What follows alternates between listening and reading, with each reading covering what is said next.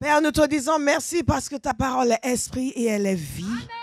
Ce matin encore, nous avons l'assurance que par la présence, la puissance, l'action du Saint-Esprit, nous serons illuminés. Amen. Oh, nous recevrons la grâce dont nous avons besoin Amen. pour comprendre les choses divines. Amen. Nous nous ouvrons ce matin à entendre ta voix dans ce message et à être complètement bouleversés et transformés, équipés pour être des agents du royaume dans le nom puissant de Jésus. Amen. Alléluia. Je vous invite à vous asseoir. Faites un grand sourire à quelqu'un. Et je ne veux pas m'engager à vous dire que ce message serait court, mais je vais m'y employer. Alléluia. L'autre jour, j'ai vu sur Internet une vidéo d'un message et j'ai vu 1h43 et j'ai tremblé. Et après, j'ai vu qu'il y avait la prière aussi. J'ai dit, oh, ok, je n'ai pas prêché 1h43, mais ça viendra. Dans le temps des réveils, les gens prêchaient pendant 5 heures et personne ne bougeait. Alléluia. Je bénis le Seigneur pour Abba House. On ne voit pas les gens prendre leur sac et partir pendant le message. Ne vous y employez vraiment pas du tout. Il y a des endroits où les gens font ce genre de choses. Que Dieu nous préserve. Alléluia. Amen. Nous aimons la révélation. Amen. Nous devons aimer la révélation. Regardez avec moi dans Matthieu chapitre 28 et que Dieu nous en donne la révélation. Alléluia. J'aime le Seigneur plus aujourd'hui que jamais auparavant. Ça fait plus de 20 ans que je marche avec Dieu. Ça fait plus de 30 ans. Et je n'ai jamais autant aimé Dieu que maintenant. Je n'ai jamais été aussi engagée, aussi décidée à ne vivre que pour sa volonté que maintenant. Je prie pour quelqu'un aujourd'hui que votre relation avec Dieu soit meilleure chaque jour, soit meilleure chaque année. Que vous ne soyez pas de ceux que l'on ne voit plus dans la maison de Dieu. Que vous ne soyez pas de ceux qui étaient actifs et qui sont devenus passifs. Quelqu'un va dire Amen. Je suis en train de faire pour vous des prières sérieuses. Que vous ne soyez pas de ceux qui perdent leur flamme et leur feu. Que vous ne soyez pas des has-been dans la maison de Dieu. Au nom de Jésus. Alléluia. Plus de feu que jamais. Plus de vigueur que jamais. Plus de consécration. Plus d'engagement. Nous allons servir Dieu au point où nous allons faire en sorte que servir Dieu va devenir à la mode. Nous allons servir Dieu avec un tel aplomb que cette génération va se prosterner devant le trône de grâce et ne sentira pas la moindre gêne. Il y a des gens qui servent le Seigneur en se cachant. Nous allons le servir publiquement, ouvertement, avec beaucoup d'audace, beaucoup d'assurance, en manifestant la joie du royaume de Dieu. Je prie pour quelqu'un aujourd'hui que les gens regardent votre vie et qu'ils aient envie de ce que vous avez. Parce que ce que nous avons est bon. Et nous serons convaincus plus que jamais. Jésus dit à ses disciples dans Matthieu 28, « Allez et faites, tout pouvoir m'a été donné. » Au verset 14. « Tout pouvoir m'a été donné dans le ciel et sur la terre. Allez, faites de toutes les nations des disciples, les baptisant au nom du Père, du Fils et du Saint-Esprit. Et enseignez-leur à observer tout ce que je vous ai prescrit. Et voici, je suis avec vous tous les jours jusqu'à la fin du monde. » Jésus nous dit ici ce à quoi nous devons nous employer pendant que nous sommes sur la terre. Donc, quel que soit, et ensuite dans Actes chapitre 2, il leur a dit, vous recevrez une puissance, le Saint-Esprit survenant sur vous, et vous serez mes témoins. Donc, Jésus a défini le cadre de notre existence, le but de notre existence, et ce à quoi nous devons nous employer sur la terre. Nous sommes censés être des témoins. Nous sommes censés aller annoncer l'évangile à toute la création. Nous sommes censés aller faire des disciples. Si vous ne faites pas ces choses, laissez-moi vous dire avec ma franchise habituelle, vous êtes en train de rater votre vie. Alléluia. Mais il y a un nouveau commencement pour quelqu'un ce matin. Des témoins qui annoncent l'évangile, qui font des nations des disciples, en les baptisant au nom du Père, du Fils et du Saint-Esprit, et qui leur enseignent à observer tout ce qui nous a été prescrit. Donc Jésus s'attend à voir des gens, quand ils se disent chrétiens, qui sont aussi des témoins, qui sont des témoins. C'est ce qui fait de nous des chrétiens. Qui sont des témoins, qui annoncent l'évangile, qui font l'œuvre du royaume, qui baptisent les gens, qui en font des disciples et qui enseignent la parole. Alléluia. Je ne veux pas vous embarrasser en vous posant la question individuellement pour savoir si vous vous trouvez dans ce cadre. Parce que si ce n'est pas le cas, il est temps de changer. Dites à quelqu'un, tu vas changer maintenant. Non, dites-le avec assurance prophétique sur lui, tu vas changer. Personne n'est sauvé pour assister au culte. Si c'est tout ce que vous faites, vous êtes en train de rater votre vie. Personne n'est sauvé pour recevoir la prière. Si c'est tout ce que vous faites, vous êtes en train de rater votre vie. Regardez votre semaine. Regardez votre emploi de temps. Dans quelle mesure est-ce que votre emploi de temps représente ce qui est ici? Quelle est la place de ce que Jésus a dit dans vos activités quotidiennes et dans votre façon d'être et de faire? Nous devons nous remettre en question. J'ai beaucoup aimé le témoignage de ma fille qui a témoigné précédemment. Elle prend les messages et elle les applique à sa vie. C'est l'objectif des messages. Mais notre génération pense que les messages sont pour nous divertir. Les pasteurs sont devenus des clowns. Des pasteurs sont devenus des stand-up comedians. Les pasteurs sont devenus des motivational speakers. Les gens viennent, les brebis viennent pour que le dimanche, on puisse s'employer à délivrer un message plus puissant que l'autre pasteur, pour qu'ils puissent continuer à venir.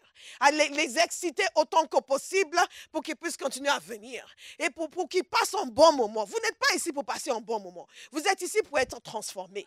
Vous êtes ici pour recevoir la parole qui va vous donner une révélation de Dieu et vous amener dans une nouvelle dimension de puissance spirituelle et de communion avec le Saint-Esprit. Et faire de vous des hommes et des femmes puissants dans votre génération, qui font plaisir à Dieu, qui sont agréables à Dieu, qui obéissent au commandement de Christ. Si nous faisons autre chose, si je fais autre chose, moi, j'aurais raté ma vie. Je n'ai pas l'intention de rater ma vie. Je n'ai pas l'intention de rater ma vie. Est-ce que vous me suivez? Tout le plaisir des brebis n'est pas suffisant pour que j'accepte de rater ma vie. C'est important pour nous, serviteurs de Dieu. C'est important pour les brebis de comprendre pourquoi nous sommes là. Pourquoi nous faisons ce que nous faisons et ce que nous sommes censés faire. Est-ce que vous me suivez? Il y a certaines révélations qui doivent descendre en nous. J'aime beaucoup son témoignage. Elle a dit, elle applique la parole dans sa vie. Elle essaie de voir, il y a des détails. Elle pensait être grande et mature. Elle s'est rendue compte qu'elle n'est qu'un bébé. Vous savez, la parole de Dieu nous révèle qui nous sommes. Mais pas de façon négative, de façon pour dire, je vais m'employer à faire en sorte que cette parole amène un changement dans ma vie. Je veux croire qu'à la fin de cette série, il n'y a personne encore à Barros qui ne décide pas de devenir un véritable disciple. Est-ce que vous me suivez?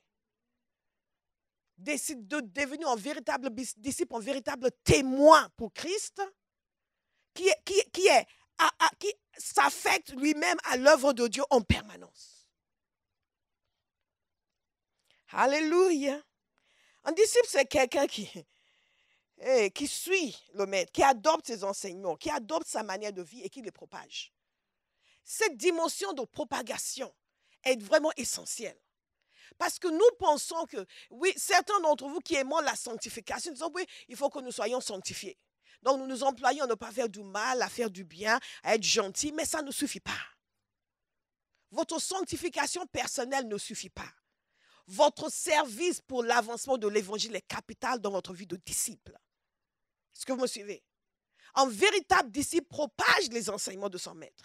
Un véritable disciple s'emploie à faire connaître son maître. Un véritable disciple s'emploie à ce que ce pour lequel son maître a vécu devienne le quotidien de chacun. Alléluia. Pourquoi vous voyez tous ces faux enseignants qui se lèvent et tout d'un coup vous voyez que cette secte a gagné telle partie du monde et telle partie du monde? Pourquoi? Parce que leurs disciples ont propagé leurs enseignements. Et il y a des choses étranges comme quelqu'un qui voit un ange qui lui donne un autre livre à part la Bible. Et il a encore aujourd'hui des disciples qui propagent son enseignement, qui viennent même frapper à votre porte, qui vous côtoient dans la rue. Oh, nous sommes appelés par le nom de Christ. Et la majorité d'entre nous ne faisons rien pour propager son enseignement. Demandez à votre voisin s'il va changer à partir d'aujourd'hui. Tout ce que nous faisons, c'est continuer à lui demander son aide. Continuer à lui quémander ses bénédictions. Continuer à insister pour qu'il intervienne dans nos vies. Est-ce que tu vas propager son enseignement? Est-ce que tu vas propager son enseignement? Est-ce que tu vas propager son enseignement? Alléluia. Et plus que son enseignement, c'est tout son style de vie, tout son message. Et son message, c'est d'abord lui-même. Parce que c'est lui-même qui sauve. God is a good God. God is a good God. Et nous avons compris. Je vous lis un passage dans Matthieu 8 au verset 18. Je veux que quelqu'un se laisse interpeller par ce passage. Parce qu'il nous amène dans le cœur de ce qu'est vraiment un disciple. Il nous a dit ceci: voyant une grande foule autour de lui, Jésus donna l'ordre de passer de l'autre côté du lac. Un spécialiste de la loi s'approcha et lui dit: Maître, je te suivrai partout où tu iras. Est-ce que ce n'est pas là une image de chrétien? I surrender. Oh, oui, prends tout, Seigneur. Et nous croyons être sincères au moment où nous le chantons, n'est-ce pas? Donc, il a dit: Maître, je te suivrai partout où tu iras. N'oublie pas, ça c'est un spécialiste de la loi, un scribe. Ce n'est pas quelqu'un qui parle comme ça. Ce n'est pas juste un jeune un peu écervelé qui a parlé sans réfléchir. Cet homme a réfléchi à ce qu'il a dit avant de le dire. Jésus lui répondit: les renards ont des tanières et les oiseaux du ciel ont des nids. Mais le Fils de l'homme n'a pas un endroit où il puisse reposer sa tête. En outre, j'aime beaucoup Jésus parce que il y a des gens qui veulent venir vers vous et que vous les rassuriez. Jésus n'a rien fait pour le rassurer. Donc, en d'autres termes, tu viens, take it as it is. Tu me suis, tu me suis. Je ne suis pas en train de te promettre que, bon, on va avoir des grandes chambres d'hôtel où on va dormir. Mais tu décides de me suivre, c'est une décision que tu prends dans toutes les circonstances. Est-ce que vous me suivez? Parfois, les gens viennent et disent: ah, je vais intégrer à Bauhaus, et ils s'attendent à ce que je leur fasse des grandes promesses, des visites hebdomadaires dans leur maison, de ceci, de cela. Et parfois, comme on leur dit: oui, mais ok, mais si vous voulez intégrer cette église, il faut ça, ça, ça et ça. Ah, ok. C'est la dernière fois que vous les voyez. Parce qu'ils voulaient simplement venir pour le fun. Alléluia. Regardez le suivant, ce qu'il a dit à Jésus et ce que Jésus lui a dit. Je suis en train de dire à quelqu'un que Dieu attend quelque chose de nous. Si nous changeons de mentalité, nous cessons d'avoir cette mentalité d'assister, de quémandeur de bénédiction, nous allons vivre encore plus de bénédiction. Parce que la bénédiction est inhérente dans l'obéissance. Jésus allait chercher premièrement le royaume de Dieu et tout le reste vous sera ajouté. Il n'a pas dit vous allez supplier pour le reste. Il a dit ça va être ajouté. C'est un raccourci. Extraordinaire. Je veux voir quoi Bauhaus est en train d'aimer ce message. Un autre, parmi les disciples, lui dit: Seigneur, permets-moi d'aller d'abord enterrer mon père. Mais Jésus lui répondit: suis-moi et laisse les morts enterrer leurs morts. Ça s'appelle la consécration, mes amis. Ça s'appelle, si un pasteur vous disait ça, il n'y a pas d'amour dans cette église. Jésus a dit: laisse les morts enterrer les morts. Toi, tu me suis. En d'autres termes, ne va pas enterrer ton père. Reste ici. Me suivre, me servir est plus important que d'aller enterrer ton père. Notre mentalité doit changer. Est-ce que quelqu'un va prier pour que Dieu l'aide à ce que sa mentalité change? Parce que ces choses qui sont tellement importantes pour nous, que nous mettons en avant par rapport à l'œuvre de Dieu, n'ont aucune importance devant Dieu. Aucune importance devant Dieu. Que Charlène vienne me dire maintenant: pasteur, je ne pourrais pas faire l'œuvre qui m'a été confiée parce que je dois aller enterrer mon père. Je dis: non, laisse les morts enterrer les morts. Toi, fais l'œuvre du royaume. Hey! Elle va faire une vidéo sur YouTube. Les églises où on contrôle les gens.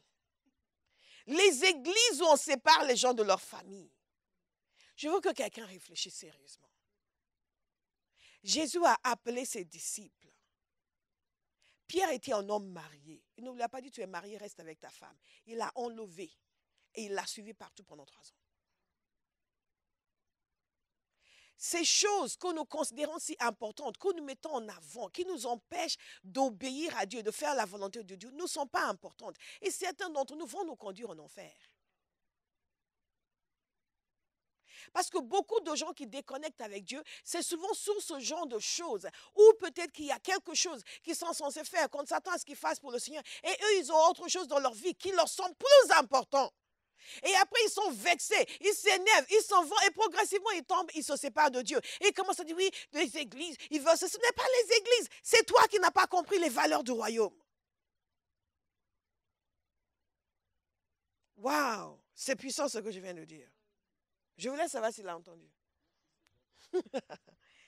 Nous servons un Dieu merveilleux. Et donc... Quand vous comprenez que la parole est censée être appliquée, je dois donc prendre ces paroles et dire, Seigneur, change ma façon de penser. Change mes valeurs. Enlève la programmation qui a été faite en moi par mon éducation quant à ce qui est important et ce qui n'est pas important. Quand nous entrons dans le royaume de Dieu, nous devons commencer à comprendre que les choses ont une valeur autre que celle que nous avions auparavant. Et commencer à accepter que l'on nous instruise pour que nos valeurs soient modifiées. Et ne pas nous fâcher parce qu'on nous dit, ça, ce n'est pas aussi important que tu le penses. Ou ça, c'est important, mais ça vient au premier. Comment ça? Non, acceptez. Dis, je vais accepter. Parce que sinon, nous passons encore à côté. Nous pouvons, comme elle a dit, penser que nous sommes grands. Et ensuite nous rendre compte qu'en fait, non, nous ne sommes pas encore grands. Parce que nos valeurs n'ont pas changé. Ce n'est pas la quantité de versets que nous avons accumulés. Ce n'est pas le nombre d'années dans l'Église, c'est la transformation de nos pensées, le changement de nos valeurs, notre manière de penser, de fonctionner, qui montre notre maturité spirituelle et qui montre si oui ou non nous sommes de véritables disciples. Alléluia. Alléluia. Alléluia. Alléluia. Alléluia. Dans Hébreux chapitre 10, il faut que je puisse finir ce message dans 30 minutes. Dans Hébreux chapitre 10, au verset 23, et ça c'est absolument capital. Je veux que vous le voyez. Il nous a dit ceci, restons fermement attachés à l'espérance que nous reconnaissons comme vraie sans fléchir, car celui qui nous a fait les promesses est fidèle. Et veillons les uns sur les autres pour nous encourager mutuellement à l'amour et à la pratique du bien. Ne délaissons pas nos réunions, comme certains en ont pris l'habitude. Au contraire, encourageons-nous mutuellement. Et cela d'autant plus que vous voyez se rapprocher le jour du Seigneur. Le dernier point que je voudrais vous donner dans le processus de discipulat, c'est bénéficier du ministère des saints et de l'Église locale. Cette parole nous dit ceci, ne délaissons pas nos réunions. Et il nous a dit dans cette partie que veillons les uns sur les autres pour nous encourager mutuellement à l'amour et à la pratique du bien. Et ne délaissons pas nos réunions, comme certains en ont pris l'habitude. Ce n'est pas d'aujourd'hui que certains cessent d'aller à l'église. Même à l'époque de l'apôtre Paul, il y a des gens qui étaient zélés et au bout d'un moment, on ne les voyait plus. Et il y a des gens comme Démas, par exemple, qui l'ont abandonné. Et ainsi de suite. Par amour de ce monde. Wow. Certains d'entre nous, c'est maintenant que nous écrivons les Actes des Apôtres, chapitre 3021, qui porte sur la vie de Manu. Alléluia. C'est elle qui l'écrit. Moi, je suis en train d'écrire ma partie. Wow!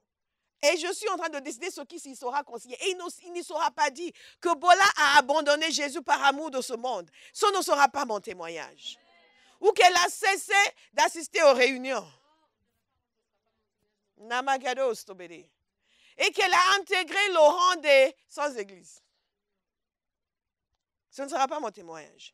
Ou qu'elle était juste un chrétien du dimanche. On ne la voyait jamais à la prière. On ne la voyait jamais pendant le temps de jeûne. On ne la voyait jamais au service. On ne la voyait jamais impliquée dans quoi que ce soit. Mais elle était là le dimanche. Ce ne sera pas mon témoignage.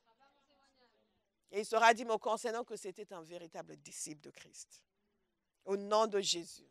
Ce sera votre témoignage aussi. Un véritable disciple de Christ. Un disciple de Christ. Ne délaissons pas nos réunions comme certains ont pris l'habitude, au contraire, encourageons-nous mutuellement. D'autres termes. D'un côté, il y a délaisser les réunions, d'autre côté, il y a être dans les réunions et s'encourager mutuellement. Un vrai disciple, c'est quelqu'un qui est intégré dans une église locale et qui se laisse encourager dans l'amour et qui se laisse encourager à pratiquer le bien parce que nous avons besoin de cet encouragement. Nous en avons besoin. Nous avons besoin des frères et sœurs qui vont nous encourager, non pas à la rébellion, mais à pratiquer le bien. Si quelqu'un vous encourage à pratiquer le mal, fuyez-le. Parce qu'il y a des loups dans l'église aussi. Mais la parole de Dieu nous dit que nous devons nous encourager à pratiquer le bien. Et que dans le contexte, et quand on parle d'église locale, les gens vont dire oui, mais moi je suis dans une... Non, nous on est plus maintenant dans l'optique cellule, on est entre nous. Non. Partout l'apôtre Paul allait, quand ils établissaient, il y avait des gens qui étaient convertis. Systématiquement, il établissait les gens d'autorité. Il établissait des anciens. Alléluia. Il établissait des gens en autorité parce qu'on n'est pas seul avec ses copines et sa camarade en faisant notre marche ensemble dans la foi. La parole de Dieu est claire sur le fait qu'il y a une nécessité d'autorité, il y a une nécessité de leadership, il y a une nécessité de conducteur. On ne se conduit pas soi-même. Et Dieu appelle des gens à être des conducteurs. Vous êtes avec vos 3 amis dans votre groupe, vous n'êtes pas une église. J'ai prié pour quelqu'un une fois que je ne connaissais pas. Je dis, mais est-ce que vous êtes dans une église? Il y a des choses que nous voyons dans la parole et quand Dieu nous les révèle en esprit, c'est extraordinaire. Est-ce que vous êtes dans une église? Je vois sur vous, il n'y a pas de couverture sur vous. Et la personne a dit, non, j'étais avec un groupe et je suis partie. Elle était dans une église, elle était partie. Et le Seigneur a révélé qu'il n'y avait pas de couverture spirituelle sur elle. Oh, c'est quelqu'un qui fait des réunions, une femme vraiment merveilleuse, je l'ai beaucoup aimée, mais qui fait des réunions, elle-même fait des réunions. Vous m'en suivez? Donc, manifestement, quelqu'un qui était en autorité quelque part, qui était peut-être avait une responsabilité, mais maintenant, elle fait des réunions avec des gens dans sa maison, mais Dieu montrait qu'il n'y avait pas de couverture sur elle. Ce qui voudra dire qu'elle n'est pas censée être en train de faire ça. Est-ce que vous me suivez? Qu'elle est censée être quelque part y avoir un pasteur. Nous avons des grâces différentes sur nos vies. Nous sommes tous égaux en Christ, mais l'onction est différente. Est-ce que vous me suivez? Et ce n'est pas fonction de l'apparence de la personne. Oui, mais si on dit à Charlène de conduire, moi aussi je peux. Non, tu peux ne pas être appelé à. Nous faisons ce à quoi nous sommes appelés. Et il y a une grâce pour ce que nous faisons. Il y a une puissance, il y a une onction sur nous pour ce que nous faisons. Il y a une aide du Saint-Esprit pour le faire. Donc, nous ne pouvons pas dire que nous sommes une église parce que nous sommes 3-4 personnes, nous sommes réunis, nous sommes une église locale. Non. Est-ce que Dieu a établi des gens dans les ministères, dans l'autorité, à qui il a donné la grâce particulière pour répondre aux situations et aux besoins et pour conduire le peuple? Je le dis clairement avec ma franchise habituelle, vous êtes en danger. Vous êtes en danger. Comment est-ce que vous dites à quelqu'un qui lui-même conduit les gens, vous dites, vous êtes en danger? Est-ce que quelqu'un écoute attentivement? Avant que vous laissiez séduire par, non, nous on est une cellule, on partage. Non, on ne partage pas. On peut partager à un certain niveau, mais on doit être enseigné. En anglais, on dit, we're having a conversation. Non, ce n'est pas une conversation. C'est une predication. Alléluia. Vous me suivez? C'est une prédication, pas une conversation. Il y a une différence. Et donc, c'est important de comprendre cela parce qu'il y a le rôle que les saints vont jouer dans nos vies. Et donc, les gens qui sont entre eux, sont ministères établis, sont conducteurs, ils sont en train de jouer le rôle de l'encouragement mutuel. Mais ils ne sont pas en train de jouer le rôle de ce que la parole de Dieu a dit. Il a établi les uns comme apôtres, comme prophètes pour l'édification des saints. Donc, ils ne sont pas en train d'être édifiés dans cette dimension-là. Ils ne pourront pas devenir de vrais disciples. Parce que, bien aimé, de temps en temps, vous avez besoin de quelqu'un qui, comme on dit très bien en anglais, will get into your face. Va vous regarder droit dans les yeux, tu fais n'importe quoi. Est-ce que vous me suivez? Et si vous n'acceptez aucune autorité, ça ne va pas se passer. Et vous ne serez jamais un disciple. Waouh, nous sommes en train d'aimer ce message. Éphésiens 4, verset 11, nous dit ceci, c'est lui qui a donné les uns comme apôtres, les autres comme prophètes, les autres comme évangélistes, les autres comme bergers et enseignants. Il l'a fait pourquoi? Pour former les saints aux tâches du service. en vue de l'édification du corps de Christ. Dieu est en train de bâtir son église. Jésus a dit, je bâtirai mon église. L'édification du corps de Christ passe par les ministères qui amènent l'enseignement, l'exhortation et la formation pour l'œuvre du service. En d'autres termes, vous ne servez pas comme vous devriez juste parce que vous êtes né de nouveau. Vous devez être formé pour, édifié pour. Et je reviens encore à ce témoignage où elle est en train d'appliquer ces choses. Il y a une formation qui est en train de se produire concernant sa vie de prière. Une séparation entre l'esprit et la chair. Ce sont des messages que l'on entendait auparavant. La séparation, c'est la domination de son esprit sur sa chair. Elle va gagner cette bataille. Et ce n'est pas est-ce que j'en suis capable. La parole t'a dit que tu en es capable. Que le nécessaire a été fait. C'est une décision de soumettre sa volonté à la volonté de Christ, de développer son homme intérieur et de laisser son homme intérieur prendre autorité sur sa chair. Et de dire, tu vas te lever. Vous savez, il y a des choses que l'on peut faire. Les gens vont trouver ça drôle, mais ça marche. Vous vous enregistrez en train de confesser que je me lève tôt pour prier. J'aime prier très tôt le matin. Ma chair n'a pas d'autorité sur moi. Vous confessez cela et vous l'enregistrez, vous le mettez pour votre réveil. Et vous mettez très fort. Donc, dès que votre réveil commence, vous vous entendez dire, je suis équipé pour prier. J'aime me lever tôt pour prier. La chair n'a pas de domination sur moi. Dès que mon réveil sonne, je me lève, j'aime me lever tôt. Vous vous entendez le confesser. Et vous le confessez tellement que vous le connaissez par cœur. Vous allez vous rendre compte qu'avant que votre réveil ne sonne, vous-même allez vous réveiller et vous allez vous entendre le dire. Je vous ai dit, vous devez vous programmer pour la puissance spirituelle. C'est comme ça que ça marche. Parce qu'avant, vous disiez, c'est tellement difficile de se lever, mais j'ai envie de me lever. Seigneur, aide-moi. Seigneur, aide-moi à me lever tôt. Seigneur, vraiment, j'ai besoin de ton aide. Aide-moi, je veux vraiment que la chair ne prenne pas autorité sur moi. Et vous allez vous coucher dans cet esprit-là. Au lieu d'aller vous dire, demain, je me lève tôt. Et je vais prier comme jamais auparavant. Et je le ferai tous les jours. Vous vous dormez, vous vous couchez en disant ça. Alléluia. Et vous mettez un enseignement de Pasteur Bola pendant que vous dormez. Gloire à Dieu.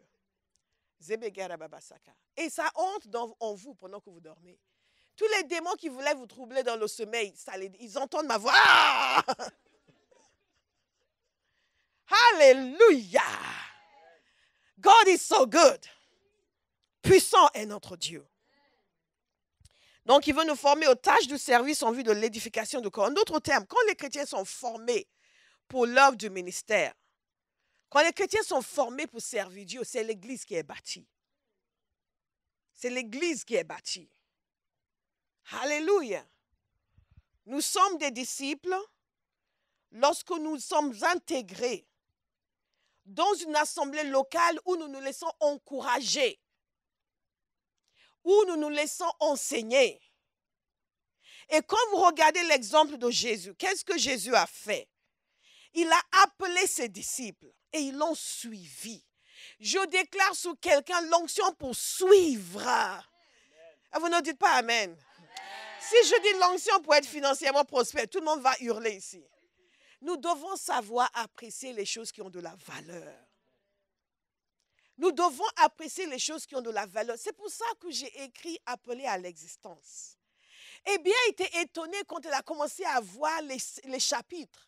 Parce qu'elle pensait que j'allais commencer en disant « Je suis puissant, j'ai beaucoup d'argent, j'ai un beau mari, j'ai une belle épouse, j'ai une superbe voiture. » Il y a un chapitre sur l'abondance financière. Ne vous inquiétez pas. I'm on fire. Il y a un chapitre sur l'abondance financière. Mais je mets le doigt sur les choses qui nous empêchent d'être puissants. Le rejet, la déception. Ces choses sont dans notre âme. Et nous les laissons là, nous chantons un peu Alléluia et après nos basses baissent parce que nous sommes encore déçus. Est-ce que vous me suivez?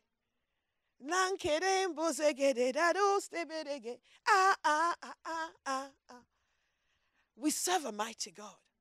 Nous sommes son ouvrage. Nous devons décider de nous présenter au monde comme l'ouvrage de Christ. Comme des hommes et des femmes qui ont été travaillés par Dieu, façonnés par Dieu, disciplinés par Dieu, équipés par Dieu. Et de telle sorte que les gens nous voient, ils sentent l'arôme de Christ. Quelqu'un va prendre cette décision de changer son optique, de cesser juste d'essayer de triompher plus ou moins, de chasser les démons plus ou moins, d'avoir un peu de paix. Vous méritez plus que juste un peu de paix. Jésus mérite plus que juste un peu de paix. Jésus mérite d'être mis en vitrine dans notre génération, à travers une église qui est non seulement lavée, mais aussi sanctifiée, purifiée, travaillée par Christ, façonnée, qui est devenue des disciples dont les vies sont agréables à voir. Je vais vous dire une chose, si vous n'aviez pas l'intention de devenir un disciple, décidez simplement pour que Jésus puisse être manifesté à notre génération dans toute sa splendeur et sa gloire. Il y a des fois, je prie et je tiens à ce que quelque chose se produise dans ma vie, pas parce que pour me faire du bien, mais pour que Jésus soit honoré. Et il n'est pas question que ma vie soit comme ça. Ça doit partir. Ça doit se manifester. Parce qu'il est essentiel que ma vie manifeste les bienfaits du royaume de Dieu. Ce pour lequel Jésus est mort doit être visible en moi et à travers moi. Ça, c'est un disciple. Alléluia. Alléluia. Et donc, qu'est-ce qui se passe? Nous sommes encouragés, nous nous encourageons mutuellement. La parole de Dieu nous dit que le fer aiguise le fer. Le fer aiguise le fer. Et nous sommes une génération qui a ses idées et veut garder ses idées. Je veux vous encourager à poursuivre la grandeur en Christ, à avoir une ambition spirituelle, l'ambition d'être un homme et une femme sur qui Dieu peut compter, l'ambition d'être un homme et une femme puissante dans sa génération, l'ambition d'être un homme et une femme remplie de Dieu, remplie des pensées de Dieu, qui connaît les voies de Dieu, qui aime les voies de Dieu. Ayez un peu d'ambition spirituelle. Quand nous étions jeunes, on avait beaucoup d'ambition professionnelle. On a été formatés pour vouloir réussir. Dans mon milieu, la pire des choses, c'est de ne pas faire des études. On vous regardait comme si vous étiez en attardé mental. En fait, la question ne se posait même pas. Je vous ai déjà parlé de ça. La question ne se posait même pas. Bien sûr qu'on faisait des grandes études. On était formatés. Je veux que quelqu'un décide de se formater pour devenir grand dans les choses de Dieu. Cessez de vouloir juste survivre. Décidez que vous allez prospérer mentalement, spirituellement. Alléluia. Et que tout ce que Dieu veut que vous deveniez, vous allez le devenir. Donc, si ça veut dire que je dois prendre le message, l'appliquer à ma vie, chaque domaine, il y a ça qui doit changer, il y a ça qui doit changer. Écoutez, les gens veulent manifester la puissance sans laisser la puissance agir en eux. Vous voulez que Dieu change vos circonstances, mais vous ne voulez pas que Dieu vous change vous. Un disciple, c'est quelqu'un qui se laisse changer par Dieu. Qui demande. Vous savez, quand vous travaillez en entreprise, vous pouvez soit aimer l'évaluation annuelle et même aller au-devant, à prendre les devants en demandant des feedbacks tout le long de l'année à votre supérieur pour vous améliorer.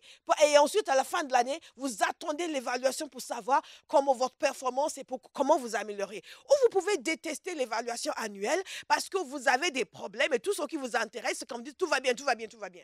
Et que vous n'avez pas d'ambition, vous n'avez pas l'ambition de devenir le PDG. Vous n'avez pas l'ambition d'être grand. Donc, tout ce que vous voulez, c'est juste qu'on vous donne le salaire à la fin du mois et que vous rentrez chez vous. Beaucoup de chrétiens vivent comme cela.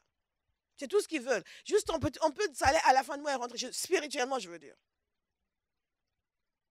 Mais quand vous avez l'intention de créer votre propre entreprise et de faire partie des plus grandes entreprises de France, vous vous formez, primo. Vous demandez le feedback, secondo. Vous attendez l'évaluation pour savoir comment vous avez fait et vous demandez toujours des conseils, comment améliorer votre performance.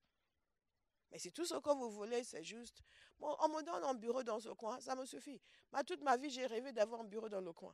Si j'ai un bureau dans le coin et que j'ai Bon, je ne veux pas partager le bureau avec trop de personnes. Si on n'est que 4, 5 dans le bureau, ça va. Et tant qu'on me donne mon chèque à la fin du mois, ça va. Beaucoup de gens dans le monde fonctionnent comme cela. Ce sont des gens qui ne vont pas aimer l'évaluation annuelle, sauf si ça veut dire qu'ils vont avoir une promotion, qu'ils vont avoir 5 euros de plus sur sur leur salaire. Je ne me moque de personne ici. Si c'est votre mentalité, changez. Vous êtes enfant de Dieu, vous êtes fait pour dominer, pour conquérir, pour exceller. Pas pour attendre 5 euros de plus à la fin de l'année. Alléluia. Ce sont des gens comme ça qui se plaignent quand on prend des offrandes spéciales. Parce qu'ils pensent qu'ils ont labouré toute l'année pour avoir ces 5 euros de plus. Maintenant, pasteur le leur demande. God is so good. Non, spirituellement, nous devons être comme ceux qui veulent créer de grandes entreprises, qui veulent changer le paysage économique de la nation. Avoir les mêmes réflexes. En d'autres termes, nous voulons toujours un feedback. En nous demandant à notre mentor, qu'est-ce que tu penses? J'ai prié comme ça aujourd'hui, tu penses que c'est bon? Ou cette semaine, il y a 3 jours, j'ai manqué mon temps de prière. Est-ce que tu peux juste prier un peu avec moi pour que je reprenne de l'élan? Pas quelqu'un qui fait, oui, mais bon, même si j'ai raté 3 jours, ça ne veut pas dire que je suis rétrograde. Hein? Donc, je n'ai plus de ce temps, on est tout le temps en train de condamner les gens, te dire, mais écoute, il y a des gens qui ne prient pas, hein? Et ce n'est pas pour autant qu'ils sont morts. Quelle médiocrité! Quelle médiocrité! Quelle médiocrité! Oui, bon, après tout, j'ai quand même eu une maison, même si je n'ai pas prié tout le mois, Dieu m'a quand même donné. Mais c'est comme ça que tu évalues la qualité de ta vie, la maison. Dites à quelqu'un, tu mérites mieux que ça. Les choses matérielles sont le niveau le plus bas de la bénédiction. Écoutez attentivement. La parole de Dieu nous dit qu'il nous a bénis de toute bénédiction spirituelle dans les lieux célestes. Il y a une dimension où vous marchez avec Dieu, quand vous êtes un véritable disciple. Et Dieu façonne votre caractère. Vous-même, vous êtes conscient du changement et vous êtes heureux. Vous êtes heureux. Vous êtes conscient du fait que vous êtes en train de devenir de plus en plus comme Jésus. Et vous êtes heureux. Parfois, c'est douloureux quand on est en train de vous façonner. Vous n'aimez pas parce qu'on vous a fait une remarque. Et après, vous vous dites, mais calme-toi, tu n'es pas Dieu. Accepte la remarque. Il faut savoir se parler. Est-ce que vous me suivez? Pourquoi? Parce que la maison de Dieu, l'assemblée, n'abandonnez pas vos assemblées. Il l'a dit dans une autre traduction. Il a dit, ne cessez pas de vous réunir parce que c'est un lieu de transformation de vie. C'est un lieu d'encouragement. Et regardez comment Jésus a fait. Jésus a appelé ses disciples. Et c'est là où j'ai bifurqué dans autre chose. Jésus a appelé ses disciples. Il les a fait tout quitter. Et qu'est-ce qu'il leur a dit? Il a dit, je ferai de vous des pécheurs d'hommes. Est-ce que quelqu'un comprend que le discipulat, ce n'est pas un afterthought? Pourquoi je parle anglais tellement aujourd'hui? Le discipulat, je devrais aller en Angleterre. Le discipulat, ce n'est pas quelque chose qui est venu après. Dès le moment où il les a appelés, il leur a dit, je ferai de vous des pécheurs d'hommes. Dès le moment où il les a appelés. La parole de Dieu nous dit dans le titre qu'il nous a sauvés pour des bonnes œuvres. Ce n'est pas quelque chose que Pasteur Bola sort de son chapeau 5 ans après votre conversion pour vous forcer à travailler dans l'église. Non. Il nous a sauvés pour de bonnes œuvres. Que Christ a préparé d'avance. Et en fait, avant votre conversion. Avant ta conversion, Jésus avait préparé des choses que tu allais faire pour lui. Et quand tu t'es converti, quand je me suis converti, de ma vie, je n'avais jamais eu de vision. Sauf quand j'étais petite que je pensais voir des trucs au mur. Ça vous est arrivé, vous? J'avais peur d'entrer seule dans une pièce. On m'envoyait chercher quelque chose dans ma chambre. J'ouvrais la porte, je regardais et je courais pour aller chercher et je sortais vite fait. Maintenant, qu'est-ce qui me poursuivait? Je ne sais pas. Donc, je n'avais jamais eu de vision dans ma vie. Dès que je me suis convertie, j'ai commencé à avoir des visions. Je me voyais prêcher l'évangile. Je me voyais devant des foules prêcher l'évangile. Les gens étaient guéris. Ce n'était pas du tout dans ma logique. J'ai dit, wow, c'est quoi ça? Jésus avait préparé cela d'avance. Il avait préparé cela d'avance. Il y a des choses que Dieu a préparées d'avance pour chacun de nous. Quand il a appelé ses disciples, il les a appelés. Il les a dit, suivez-moi. Je ferai de vous des pécheurs d'hommes. Dès le début, c'était clair. Vous allez me servir. Vous allez travailler pour moi. Et à la fin, qu'est-ce qu'il leur a dit? Allez, faites des nations des disciples. Et ils l'ont suivi pendant ces années-là. Ils l'ont vu faire. Et je vais vous donner quelque chose, un acronyme. Cet acronyme, c'est PESIR. PESIR. P-A-E-I-P-A-E-S-I-R. que vous notiez ce qui caractérisait la relation de Jésus avec ses disciples et qui doit nous interpeller quant à notre relation avec lui. Pessir, qu'est-ce qu'il nous a dit? Ils allaient partout avec lui, proximité. Ils ont écouté son enseignement, attention. Ils étaient attentifs. Ils ont posé des questions, études. Ils ont servi, service. Ils l'ont imité, imitation. Ils ont reproduit ses œuvres, reproduire. Notez ces 5 choses.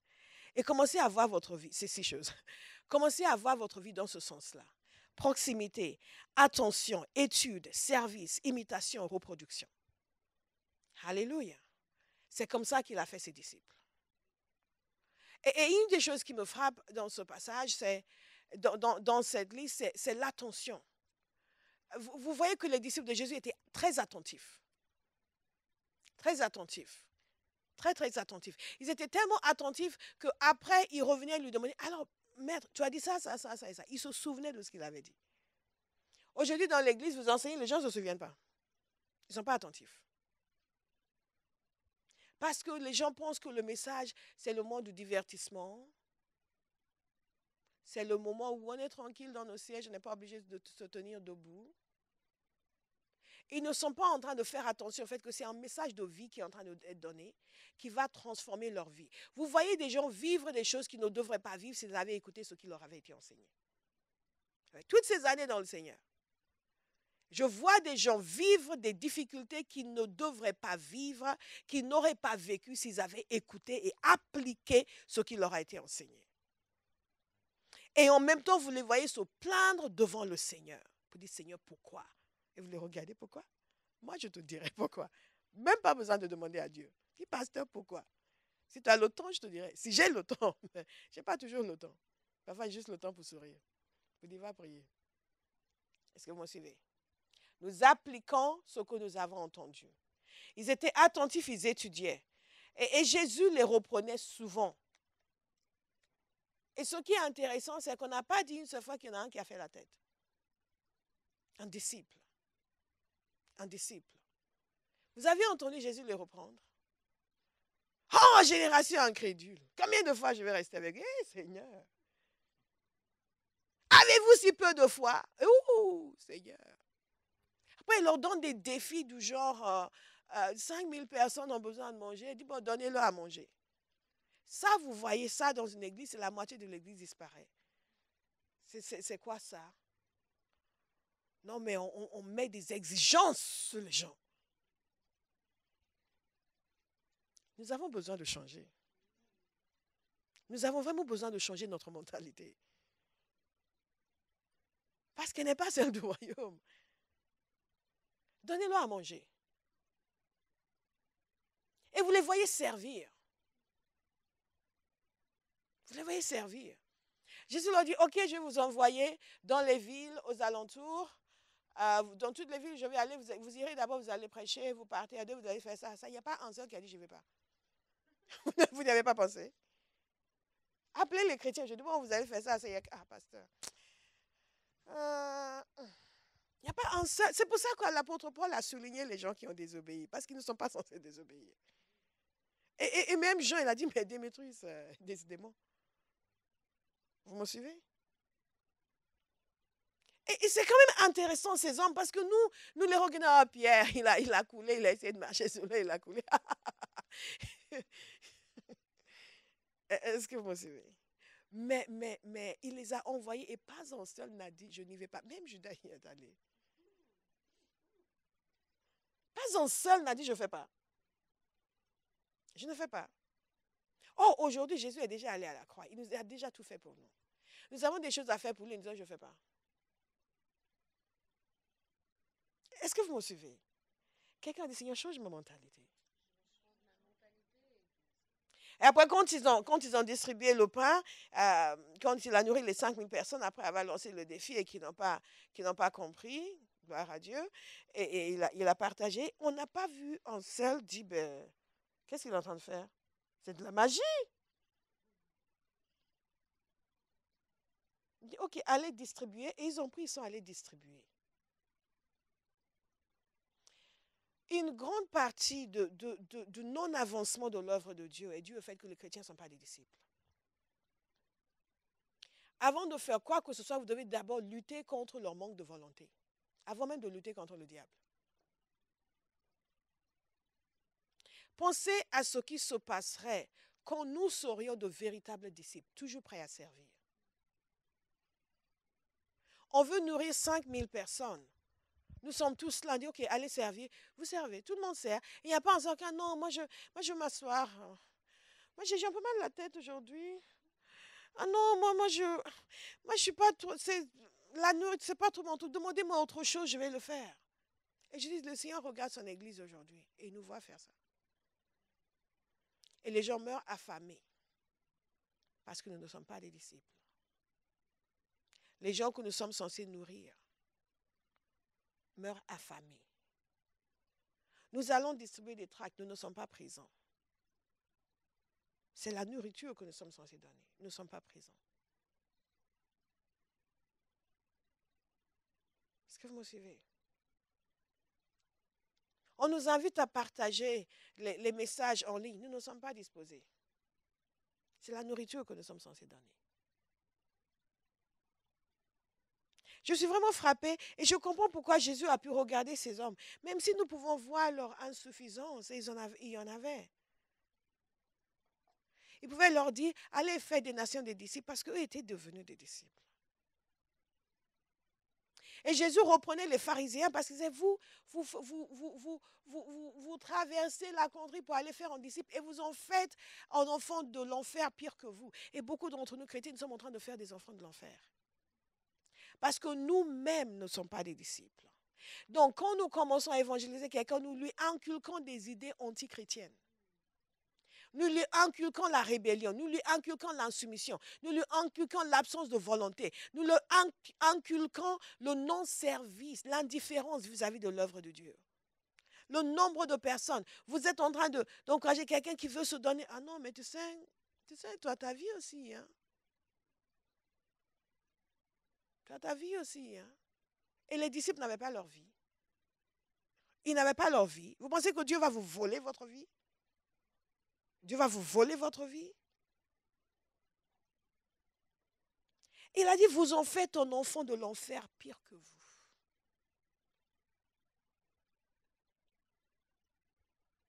C'est la raison pour laquelle la parole de Dieu dit de faire très attention quand nous enseignons.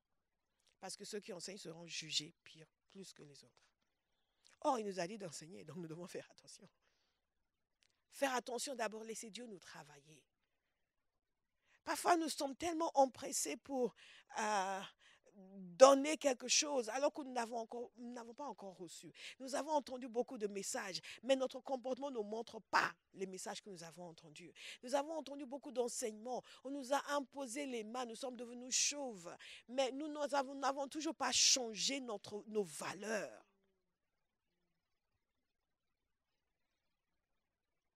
J'ai l'impression que ceux qui sont au fond, là, le message arrive 1 minute après. 1 minute après.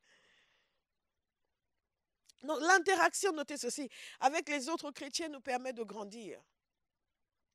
Il y a un point qui est très important et que je veux souligner pendant 2 minutes, c'est qu'il y a une grâce pour nous préserver du péché et du jugement lorsque nous faisons partie d'une assemblée locale.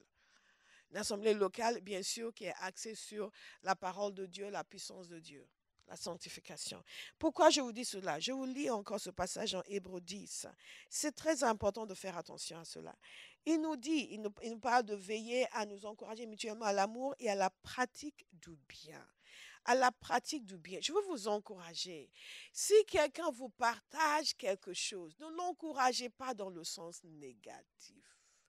Ne l'encouragez pas. Ah oui, mais tu sais, même si tu ne viens pas le samedi, ce n'est pas pour autant que tu n'es pas enfant de Dieu.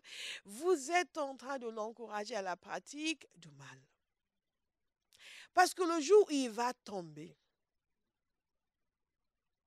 vous serez pris pour responsable devant Dieu. Oh, vous ne venez pas le samedi, mais ça fait des années, mais vous allez bien. D'accord, mais vous lui dites, toi, ne va pas. Oh, tout ça. Moi, je n'ai jamais été à la prière, ça ne change rien pour moi, ma vie va très bien. C'est ce que vous croyez.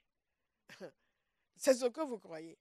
Et donc, vous encouragez quelqu'un, non, tout ça, ce n'est pas nécessaire. Et lui, il va tomber. Et le jour du jugement, son sang sera sur votre tête. Nous ne faisons pas assez attention, nous les chrétiens, à ce à quoi nous encourageons les gens. Ensuite, ne délaissons pas nos réunions comme certains ont pris l'habitude. Au contraire, encourageons-nous mutuellement et cela d'autant plus, écoutez attentivement, que vous voyez se rapprocher le jour du Seigneur. Donc, il nous a dit, nous devons nous encourager parce que le jour du Seigneur va venir. Quel est le lien? Ok. En effet, si après avoir reçu la connaissance de la vérité, nous vivons délibérément dans le péché, il ne reste plus pour nous de sacrifice pour les péchés. Ok, quelqu'un n'a pas entendu ce que je viens de lire. Je vais le relire. Il y a le fait d'être dans l'assemblée locale où nous sommes encouragés à pratiquer le bien. Il y a aussi la possibilité que nous pouvons nous en retirer et non plus avoir cet encouragement à pratiquer le bien. Mais nous dit attention à vous. Pourquoi? Parce que donc, si nous nous en retirons, nous n'avons plus l'encouragement à pratiquer le bien et que nous commençons à pratiquer le mal et commençons à vivre dans le péché, écoutez ce qui se passe. Si après avoir reçu la connaissance de la vérité, nous vivons délibérément dans le péché, il ne reste plus pour nous de sacrifice pour les péchés.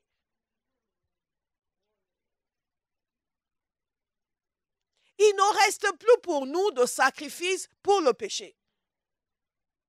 Au cas où vous êtes tenté de dire, oh, je vais arrêter d'aller à Bahra, je vais aller vivre dans le péché. Après tout, j'ai vu des gens qui ont fait ça et Dieu ne les a pas tués. Ou j'ai vu des gens qui ont fait ça et après ils se sont repentis. Ça peut être vous qui n'allez jamais vous repentir. Est-ce que vous me suivez? Il dit ceci, il ne reste plus de sacrifice pour les péchés. Donc, plus rien à faire. La seule perspective est alors l'attente terrifiante du jugement.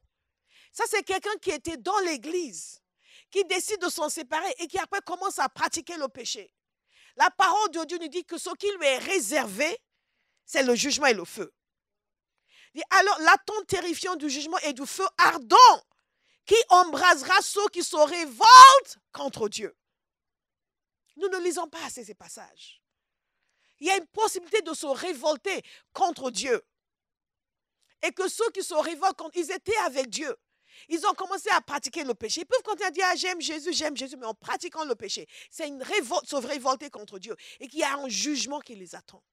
Ce ne sera pas votre témoignage. Écoutez le verset 28, il nous explique pourquoi. Celui qui désobéit à la loi de Moïse est mis à mort sans pitié. Je répète, sans pitié. Sans pitié. Sans pitié. Sans pitié. Sans pitié. Sans pitié. Sur la déposition de 2 ou 3 témoins, à votre avis, waouh, on nous demande de réfléchir. Dites à son voisin, on te demande de réfléchir. Hein? On nous demande de réfléchir. À votre avis, si quelqu'un couvre de mépris le Fils de Dieu, s'il considère comme sans valeur le sang de l'alliance, par lequel il a été purifié, s'il outrage le Saint-Esprit, qui nous transmet la grâce divine, ne pensez-vous pas qu'il mérite un châtiment plus sévère encore? Je ne sais pas quelle Bible vous lisez. Il y a des gens qui vont vous dire que dès que vous êtes sauvés, peu importe ce que vous faites, la parole de Dieu nous dit non. Que la loi de Moïse, quand vous violez la loi de Moïse, vous êtes mis à mort sans pitié. Et maintenant, vous couvrez de mépris le Fils de Dieu. Vous outragez le Saint-Esprit. Vous méprisez le sang de l'alliance. Est-ce que votre châtiment ne devrait pas être plus sévère? C'est ce que dit la parole de Dieu. C'est ce que dit la parole de Dieu. Donc, si vous avez fait cela et que Dieu vous a ramené dans la maison, mettez-vous à genoux et roulez-vous par terre et dites, hey, papa, merci. De ce que j'avais encore des oreilles pour entendre. Il y a des gens, j'en ai rencontré, qui vous disent, je sais, j'étais serviteur, je prêchais même, je sais, j'étais assidu, j'étais zélé, je sais. Et donc, tu sais, je suis allé trop loin.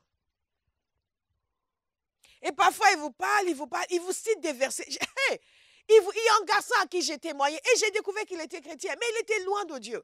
Il m'a cité des versets, ils en connaissaient plus que moi. Dès que je commençais, oui, mais après tout, tel passage, il commençait à citer, j'ai dit, hey, Jésus. Perdu, en citant les versets.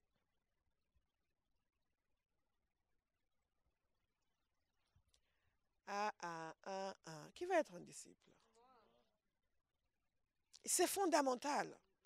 Et de dire, quel que soit l'inconvénient que vous pouvez ressentir en faisant partie d'une assemblée locale, ce n'est rien à côté du désastre qui peut venir sur vous, en vous éloignant de la communion des saints. Est-ce que quelqu'un écoute attentivement? Je ne dis pas que si vous quittez la Bauhaus, vous allez mourir. Non, pas du tout. Je parle de façon générale pour tous les chrétiens et toutes les églises. Il y a une raison pour laquelle Dieu a établi l'assemblée locale. Il y a certaines choses dans nos vies, quand on n'a pas d'autorité sur nous et qu'on est juste avec des frères, on est entre nous, ou on est juste avec quelqu'un sur Facebook et sur YouTube, on ne va pas pouvoir mettre le doigt sur des choses dans nos vies qui doivent changer. Parce que nous ne sommes pas tous dans le mode d'autorégulation. La parole de Dieu est claire sur ce que Dieu a établi. L'apôtre Paul a établi des anciens, il a établi des gens d'autorité pour conduire. La parole de Dieu nous dit justement d'obéir à nos conducteurs pour ne pas les attrister, qu'ils fassent leur travail avec joie et pas en rouspétant. Alléluia. God is so good. Dieu a tout pourvu pour nous.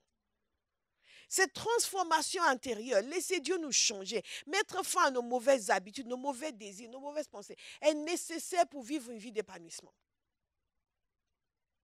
Parce que ce que vous gardez dans votre vie, c'est ce qui est un appel de pied pour le diable. Oh, ces mauvaises habitudes. Quand vous ne vous réveillez pas tôt le matin, je rebondis sur le témoignage de ma fille, vous ne vous réveillez pas pour prier. Vous pensez que le diable ne le sait pas? Donc, il sait spirituellement où vous êtes. Il sait aussi ce qu'il peut essayer avec vous et ce qui va marcher. Et alors que vous étiez rempli de zèle, vous aimiez les frères et sœurs, vous étiez, oh mon frère, oh ma soeur, tout d'un coup vous commencez à le regarder. Celle-là même, celui-là je ne sais pas. Et vous pensez que c'est juste parce que vous avez le discernement? Non. C'est parce que votre absence d'engagement dans la parole, dans la prière, a laissé une porte ouverte. Et là où l'assiduité dans la prière vous aurait rempli de la présence de Dieu, de la sagesse de Dieu, de la vision de Dieu, de la capacité à discerner avec exactitude, de l'amour de Dieu, vous aurez été une bénédiction pour une soeur, une bénédiction pour un frère. Vous devenez maintenant qui encourage les gens à pratiquer le mal. Qui vous semble naturel d'ailleurs. Quelqu'un dit à votre voisin, ce ne sera jamais ton témoignage. Au nom de Jésus. Amen. La parole de Dieu nous dit, nous connaissons bien celui qui a déclaré, c'est à moi qu'il appartient de faire justice. C'est moi qui rendrai à chacun son dû. Je veux que nous comprenions ceci, parce que nous pensons qu'en étant sous la grâce, il n'y a pas de rétribution. Il rendra à chacun son dû. Nous ne moissonnons pas ce que nous n'avons pas semé. Nous moissonnons ce que nous semons. Et encore, le Seigneur jugera son peuple. Il est terrible de tomber entre les mains de Dieu vivant. Quand je comprends ces réalités, je me positionne. Toutes les choses qui vont me permettre d'exceller, de grandir, d'être fort, d'être puissant, d'être obéissant envers Dieu, d'être discipliné dans ma vie spirituelle, de faire plaisir à Dieu, d'être un véritable disciple qui aime les choses de Dieu, qui fait les choses de Dieu, je les adopte dans ma vie.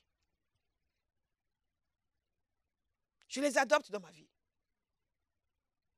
J'ai une autre attitude vis-à-vis des frères et sœurs quand ils m'encouragent. J'ai une autre attitude vis-à-vis des responsables quand ils me reprennent. Parce que je comprends que j'ai une ambition, j'ai besoin de cette évaluation. J'ai besoin de cette évaluation de performance pour que je puisse m'améliorer et devenir excellent. J'en ai besoin. L'amour de Jésus n'est pas l'approbation de Jésus. Beaucoup de chrétiens se trompent et pensent que l'amour de Dieu, c'est l'approbation de Dieu. Dieu ne nous aime, ce n'est pas un satisfecit sur notre personnalité. Non, loin s'en faut. C'est justement la démonstration de son amour. Le fait qu'il soit capable d'aimer des gens tels que nous. Donc nous vivons pleinement son amour. Nous sommes acceptés, nous sommes en sécurité parce que nous nous savons aimer. Et parce que nous nous savons aimer, nous acceptons qu'il nous décortique et qu'il nous travaille, qu'il nous transforme, qu'il nous change. Nous acceptons d'être de véritables disciples, des gens qui sont façonnés réellement en son image et qui font sa volonté. Nous acceptons cet encouragement mutuel des saints. Nous acceptons la formation, la correction pour que nous puissions devenir ce que nous voulons devenir. Mais si vous ne voulez rien devenir, si tout ce que vous voulez, c'est juste d'être le chèque à la fin du mois et le bureau au coin avec 4 autres employés. Donc, bon, une église où on m'aime, une église où on m'écoute, une église où vraiment, bon, peut-être qu'il y a un petit quelque chose que je peux faire, mais pas trop parce que, enfin, moi, je suis super occupée dans ma vie. Non, en fait, bon, le pasteur est là, c'est son travail, hein. Donc moi, juste avant un endroit, je vais être tranquille, quoi. Ah, c'est mon chèque à la fin du mois. Non, non, moi je vais être aimée, je veux pas qu'on me fasse des remarques, je veux pas que... Non, je suis quelqu'un de très sensible, je suis quelqu'un de très faible. Mais ça se soigne. Mais il faut le reconnaître et dire, je ne vais pas rester comme ça. Non, ce n'est pas ma vie, ça, ce n'est pas ma destinée. Je vais être libérée de ça. Je vais devenir utile à Dieu. Je vais être un véritable disciple et je vais faire des disciples. Je vais faire des disciples. Et je ne vais contaminer personne avec des mauvaises idées et de mauvaises pensées. Alléluia. Notez ceci, la maison, donc voyez cette importance de la communion fraternelle, de l'encouragement mutuel pour nous préserver du péché. Pour nous, les choses que l'on vous dit ici, quand vous êtes au travail, vous avez des camarades qui vous disent, ce week-end, j'ai rencontré un garçon. Il s'appelle Jean-David. Et vous pensez qu'elle va vous dire, oui, on va se voir, on va déjeuner ensemble dimanche prochain. Elle dit, ah, quand j'ai quitté la maison de Jean-David le matin, pardon. Mais tu l'as rencontré ce week-end. Oui, et alors? C'est quoi le problème? Mais tu m'as dit que tu l'as rencontré vendredi soir. Mais oui, je l'ai rencontré vendredi soir. Donc, si tu veux, dimanche matin, je suis partie de chez lui. Oh, c'était super. Et tu quoi? Mais tu l'as rencontré que vendredi soir. Oui? Où est le problème? Et après ça, on ne comprend absolument pas ce que vous dites. Nous n'avons pas les mêmes valeurs. Et donc, si vous côtoyez Maud, qui a l'habitude de rencontrer les gens de David le vendredi soir et de rester dans leur maison tout le week-end, et que vous lui dites, ah non, moi je suis enfant de Dieu, moi j'aime Jésus, moi j'attends le mariage. Bon, Maud va vous trouver intéressante. Mais vous allez quand même finir par entendre toutes ces histoires de Jean de David. Et ce week-end, c'était Philippe. Ah, Philippe, il est beau comme un cœur. Et l'autre week-end, ce sera quelqu'un d'autre. Et ainsi de suite, et vous discutez. Et ceci, et les circonstances de vie que vous partagez, et vos histoires lui paraissent tellement bizarres. Donc, tu es toujours dans ton truc de ton mariage? Non, vraiment? Non, chacun sa vie. Donc, tu vois, donc David me disait, et vous êtes là, bon? Et après, il a dit que, oh, écoute, on va partir à Rome. Et vous êtes là, wow, vous partez, ah, d'accord, je t'amène un petit cadeau si tu veux. Et donc, il part à Rome avec Jean-David, vous êtes là, c'est tout seul à la maison. Vous commencez à dire, finalement, cette histoire de sainteté.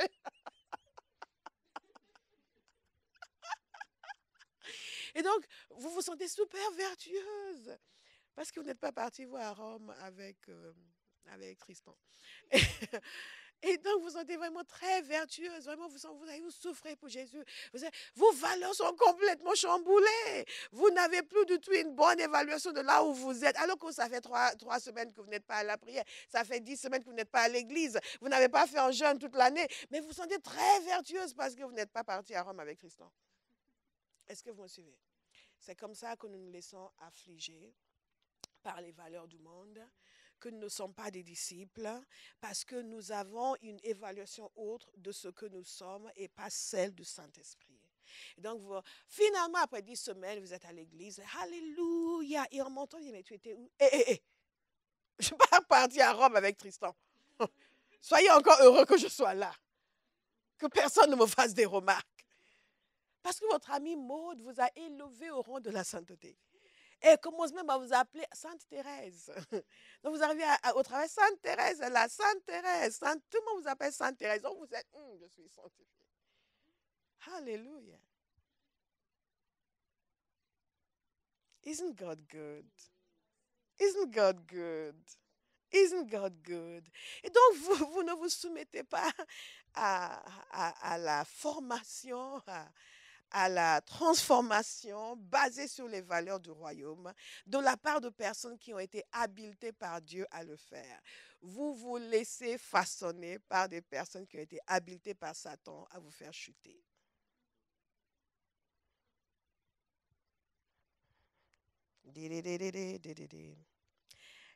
Pourquoi c'est important cette notion de discipulat dans le cadre d'une église locale? Parce que c'est là aussi que nous apprenons à marcher sérieusement par l'amour. Vous savez, dans la famille, on marche par l'amour, mais parfois ce n'est pas trop difficile parce que, bon, votre petit frère, il vous a fait des misères, mais c'est quand même votre petit frère, n'est-ce pas? Mhm. Mais le frère, le frère Calypso, c'est pas un frère de sang. Et en plus, il est marié. Donc, vous n'avez pas ce genre d'intérêt en lui. Et donc, il faut un exercice de l'amour plus fort pour lui pardonner, n'est-ce pas? Il faut réellement travailler l'amour de Christ en nous pour être en accord avec lui. Il faut réellement travailler l'amour de Christ. Vous comprenez, même Moïse est arrivé à un moment où il n'en pouvait plus du peuple d'Israël. Et celui qui plaidait leur cause a fini par dire, ah, ce n'est pas moi qui les ai enfantés. C'est bon, je n'en peux plus de ces gens. Il a dit à Dieu. Il a dit à Dieu. Il a dit à Dieu, il y a un exercice de l'amour nécessaire parce qu'il n'y a pas d'attache familiale et Dieu nous appelle quand même à vivre ensemble, à servir ensemble, à nous aimer. Alléluia. Et donc, j'attends un travail de qualité de la part d'une jeune fille qui sait danser à l'église. Et elle se présente et le travail n'est pas à la hauteur. Je dois exercer l'amour, même dans la correction. De telle sorte que je ne suis pas vexée à un point où elle s'avance pour la prière. Vous pensez que les pasteurs ne sont pas des êtres humains? On doit travailler l'amour. Et la maison de Dieu est un endroit idéal pour nous exercer dans l'amour. Alléluia. Nous exercer dans l'amour et faire en sorte que nous devons maintenant chanter côte à côte. Parfois, vous voyez les équipes de louange, vous sentez qu'il y a, il y a besoin d'exercice de l'amour.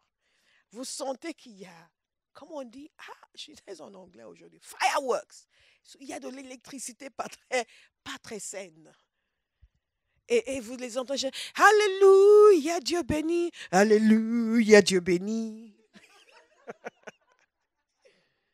Et vous sentez que la sœur est particulièrement soucieuse parce qu'elle a décidé de dominer de sa présence. Et ce n'est pas lié à l'esprit de l'Éternel. C'est lié à Philippine derrière. Elle pense qu'elle sait chanter. Elle va m'entendre aujourd'hui. Rama! L'amour, dites l'amour. Et le moment où vous vous sentez le moins aimé dans une église, c'est le moment où vous devez aimer le plus. Vous suivez? Parce que quand vous sommez, vous moissonnez. C'est une loi du royaume de Dieu. Pourquoi c'est nécessaire? Parce que c'est le lieu de préservation de vie. Écoutez, on devient un disciple. Pour être un disciple, il faut déjà être en vie pour être un disciple. Il y a une femme qui est décédée, elle s'appelait Tabitha. Et quand elle est décédée, les gens ont fait des pieds et des mains pour faire en sorte que Pierre vienne prier pour elle, pour qu'elle ressuscite des morts. Et ils ont dit tellement de bien sur elle. Il nous a dit qu'il y avait à Jaffa, parmi les disciples, une femme appelée Tabitha, ce qui signifie gazelle. Elle faisait beaucoup de bien et donnait de son argent aux autres. Que Dieu élève des Tabitha à Bauhaus, qui font beaucoup de bien et qui donnent de leur argent aux autres. Alléluia. Il faut travailler aussi. Parfois, les gens ne veulent pas travailler, ils veulent qu'on leur donne de l'argent. C'est un peu difficile. Vous me suivez? Si vous ne voulez pas travailler, c'est difficile de demander aux gens qui travaillent de vous donner leur argent. Ce n'est pas que vous n'avez pas trouvé. On a déjà eu des situations comme ça. Mais si vous ne voulez pas travailler, c'est difficile. Je ne peux pas dire, vous avez des jeunes ici qui travaillent. On va dire à quelqu'un qui ne veut pas, oh bon, c'est pas grave, venez lui donner. Non, si quelqu'un est dans le besoin, on donne. Tu donneras? C'est quelqu'un dans le besoin? Gloire à Dieu. Tu donneras? C'est quelqu'un dans le besoin? Gloire à Dieu. Tu donneras? C'est quelqu'un dans le besoin? Amen. Donc il y a des Tabitha House. Gloire à Dieu. Et à cause de ces œuvres au sein de l'Église, les gens ont tenu absolument. Elle était déjà décédée. Et ils n'ont pas lâché. Et Dieu l'a ressuscitée des morts. Imaginez si elle n'était pas dans l'Église. Et imaginez si elle y était, elle faisait beaucoup de mal. Il l'aurait enterrée depuis. Elle est morte, bon, on va l'enterrer. On va la paix à l'Église maintenant. Malheureusement, ça arrive parfois que, pas que les gens meurent, mais que certaines personnes peuvent partir et on sent un soulagement. Dans l'amour. Dans l'amour. Il y a un soulagement. Gloire à Dieu. Dieu vous bénit. God bless you. God. Ah, peut-être que non. Si Dieu vous a dit de partir, c'est mieux, c'est mieux. God bless you. Ce ne sera pas votre témoignage. Son implication et son service, rapidement. Oh, j'avais dit 30 minutes. C'est pas vrai. Aïe, aïe, aïe. Lieu de formation et d'équipement. Nous avons déjà vu cela en parlant de mentor. Je ne peux pas être un disciple si je ne suis pas là où je suis formé, où je suis enseigné, où je reçois le message que j'applique dans ma vie. Et vous comprenez, je reçois le message que j'applique dans ma vie. Ce n'est pas la même chose que je reçois un message de quelqu'un qui ne va jamais pouvoir vérifier si je l'applique dans ma vie.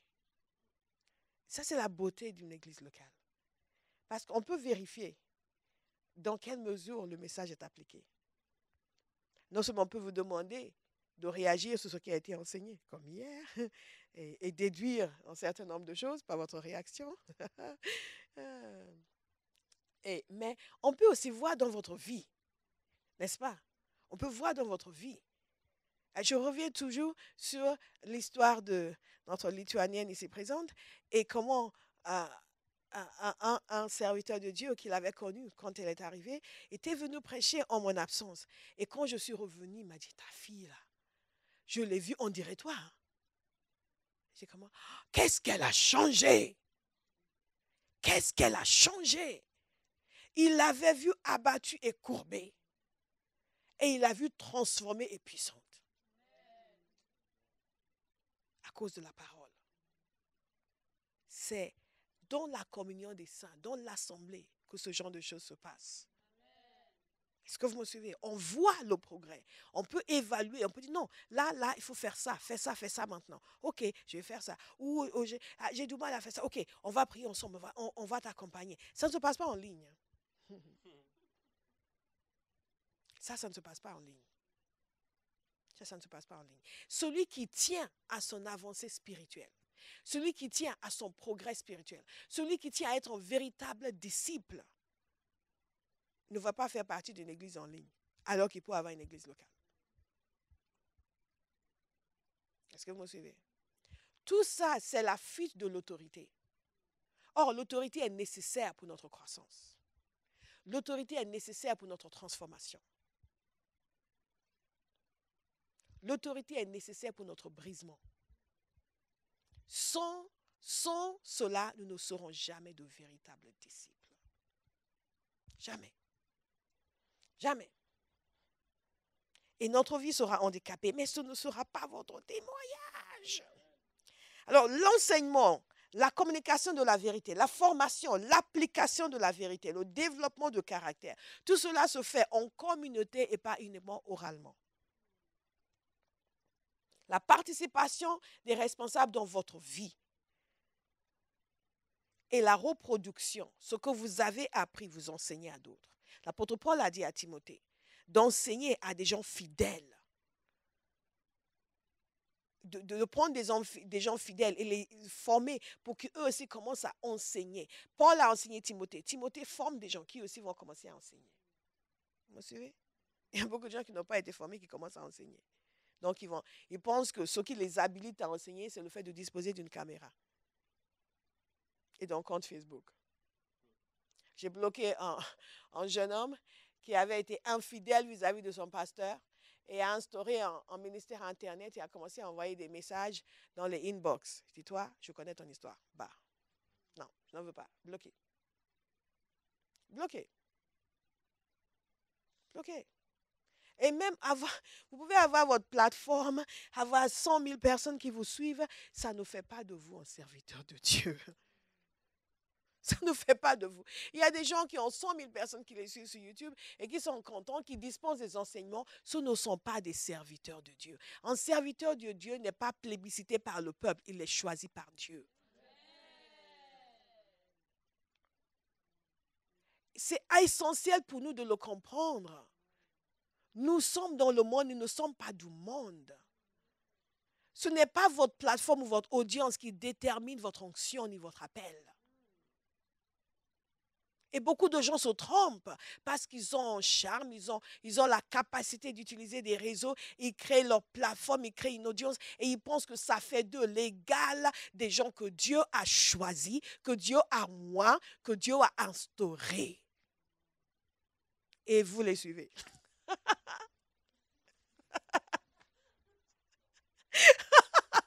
Ah ouais, il a 50 000 abonnés, il doit avoir quelque chose à dire. Ouais. Non. Soyons très, très clairs. C'est Dieu qui choisit, pas YouTube. Alléluia. C'est Dieu qui oint, pas Facebook. Pas le nombre de likes.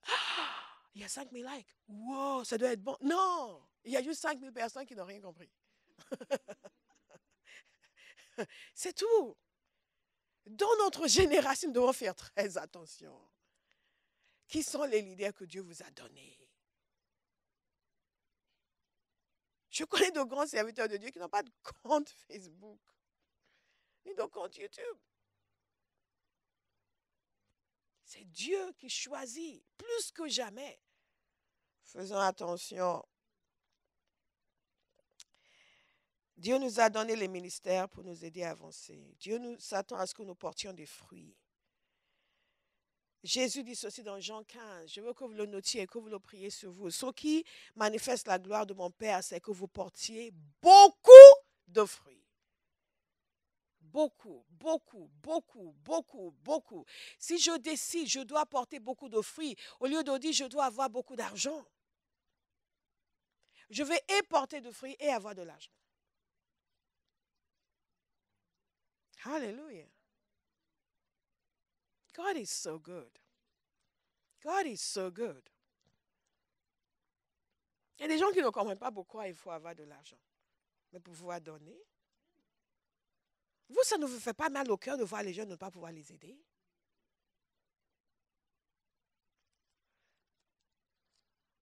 Non. Non. Non. Il faut avoir ce cœur de vouloir être généreux. Mais la manière d'y arriver, ce n'est pas en courant après les choses, c'est en courant après Dieu. Luc 6, 40 nous dit ceci, le disciple n'est pas supérieur à son maître, mais tout disciple bien formé sera comme son maître. Donc, un disciple doit être formé.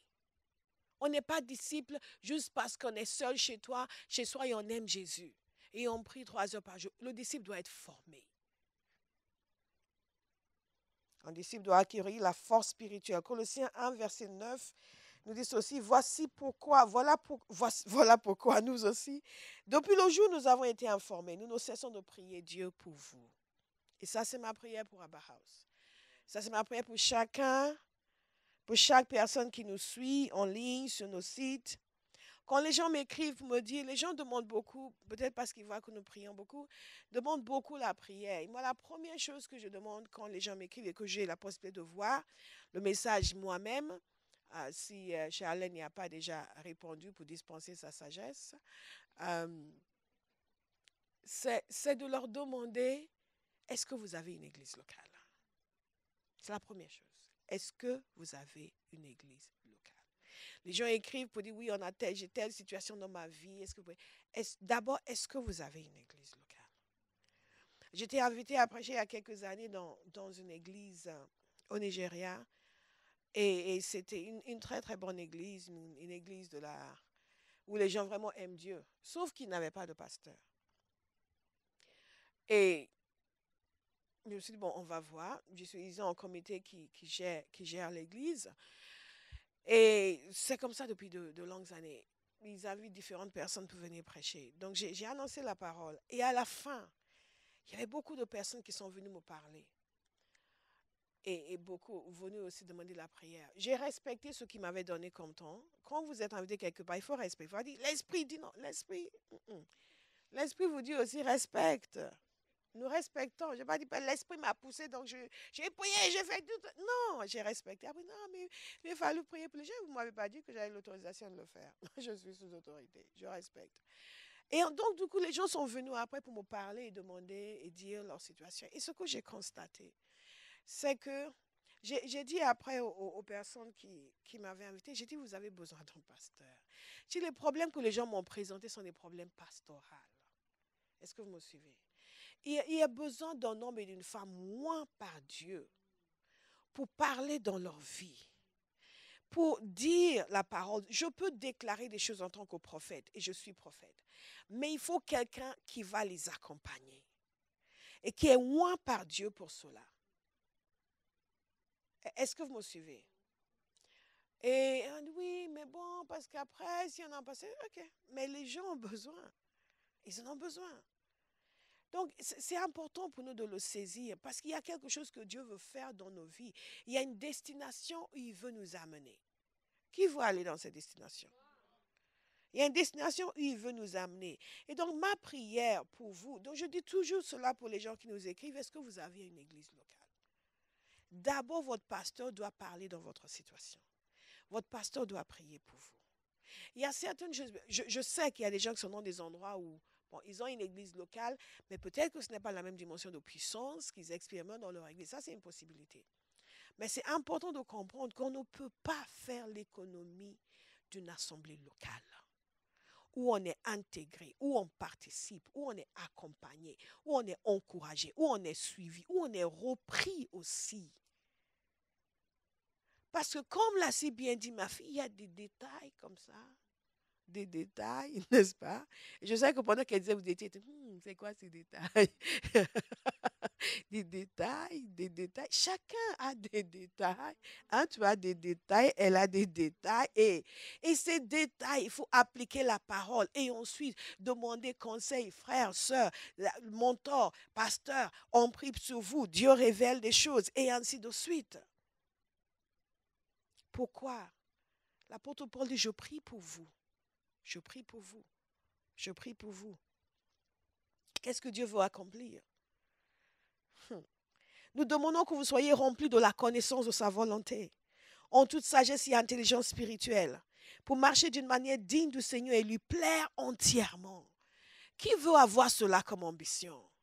Dès que j'ai vu ces passages dans la Bible, dans mes premières années de vie chrétienne, c'est devenu une obsession. Et je sais que c'est une des raisons pour laquelle Dieu a travaillé ma vie comme il l'a fait.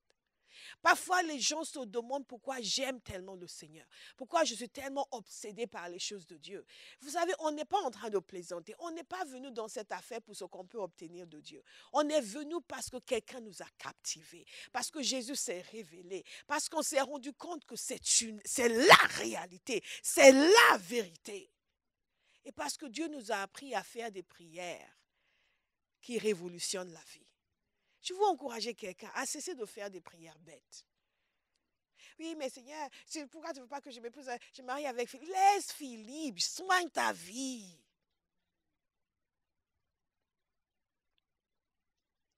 Oui, mais Seigneur, j'ai pardonné, j'ai pardonné, mais vraiment, mais dans la face, vous pardonnez, et vous passez 1 heure de temps sur ces bêtises. Pardonnez, on me passe à autre chose. Pourquoi passer 1 heure? Oui, mais Seigneur, vraiment, c'est ça le pardon, et vous perdez du temps, et vous faites perdre son temps à Dieu. Qu'est-ce qu'il y a de si compliqué? Seigneur, je dois pouvoir pardonner. Aide-moi à pardonner. Et Dieu décide maintenant que je pardonne au nom de Jésus. Maintenant, parlons de choses sérieuses. Comme par exemple, que vous soyez remplis de la connaissance de sa volonté. Remplis de la connaissance de sa volonté. en toute sagesse et intelligence spirituelle. Qui veut avoir la sagesse spirituelle? L'intelligence spirituelle. Priez cela sur votre vie. Plus que vous ne priez pour l'argent. Et pour les jeunes filles, plus que vous ne priez pour un mari. Ça, c'est beaucoup prier. Écoutez ce qui va se passer. Pour marcher d'une manière digne du Seigneur et lui plaire entièrement. Wow! On peut plaire à Dieu. On peut plaire à Dieu entièrement. Un disciple, c'est quelqu'un qui, c'est la quête de sa vie. Plaire à Dieu entièrement. Plaire à Dieu. Que Dieu, il pense, Béa, Béa. Béa. Ça, c'est moi. Ça, c'est moi. Quand Dieu pense à moi, son cœur doit se réjouir. Il le faut, il le faut, il le faut. Je suis prête à tout.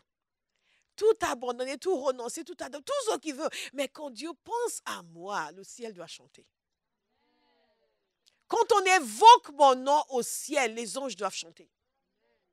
Dis, Bola Paye, gloire, gloire, gloire, gloire, gloire. Je ne sais pas quelles sont vos ambitions. Je vous partage les miennes. Nous avons d'autres valeurs que le monde. Écoutez, pour marcher d'une manière digne du Seigneur et lui plaire entièrement. Ça, c'est une prière que je fais sans réfléchir. Je l'ai tellement faite. Ça sort de moi. Je peux me réveiller le matin en priant. Il faut que je marche d'une manière digne. Seigneur, je dois marcher d'une manière digne de toi. Et te plaire entièrement. Te plaire, te plaire. Il faut que je plaire. Seigneur, je vais plaire à Dieu. Je plaire. Oh, God. Vous aurez pour fruit, écoutez, ça c'est votre destinée. Est-ce que je peux prophétiser sur quelqu'un? Vous aurez pour fruit toutes sortes d'œuvres bonnes. Non, dites-moi amen. Vous aurez pour fruit toutes sortes d'œuvres bonnes. Et vous progresserez dans la connaissance de Dieu. Vous serez fortifiés à tout point de vue par sa puissance glorieuse pour être toujours et avec joie, persévérant et patient. C'est vraiment extraordinaire. Vous serez fortifié à tout point de vue. Vous comprenez? Ça veut dire fortifié. Powerful, strong, indomptable, unbreakable, unshakable, unstoppable, immovable. Dites power. Dites-le comme les Nigérians. Power. Alléluia. Il y a quelques années, j'ai entendu le pasteur Colin Knight de Kensington Temple parler de certaines personnes qui m'ont dit « I'm the man of power for the hour ». Il a connu les Nigériens, lui. Alléluia. Gloire à Dieu. Je n'ai pas tenu, je n'ai pas pu faire en 30 minutes. J'espère que vous n'êtes pas vexés. Alléluia. Donc, pour conclusion, je vous demanderai de lire Romains 12 au verset 9. Qui nous dit ceci, que l'amour soit sans hypocrisie, ayez le mal en horreur, attachez-vous au bien. C'est ça être un disciple. Attachez au bien. Quelqu'un vient vous dire des commérages, vous n'ajoutez pas votre grain de sel. Même si c'est quelqu'un qui vous avait fait mal, vous faites tout pour encourager au bien. Ayez le mal en horreur. Oh, il y a des chrétiens qui n'ont vraiment pas le mal en horreur. Ils peuvent s'asseoir au déjeuner et déchiqueter le pasteur, à dévorer le conducteur de louange et finir le dessert avec les autres brebis. Sans gêne. Et après, termine par dire, on m'a maltraité. Waouh! Waouh! Ce n'est pas votre témoignage. Ayez du zèle et non de la paresse. On disciple les zélés. Si vous êtes paresseux, reprenez-vous. Soyez fervents d'esprit et servez le Seigneur. Le feu. Vous allez lire tout le reste du passage, s'il vous plaît. Mais je veux souligner quelque chose ici qui est dit au verset 14. Bénissez ceux qui vous persécutent, bénissez, ne maudissez pas. Si nous apprenons à bénir, nous n'allons pas avoir des problèmes dans l'Église.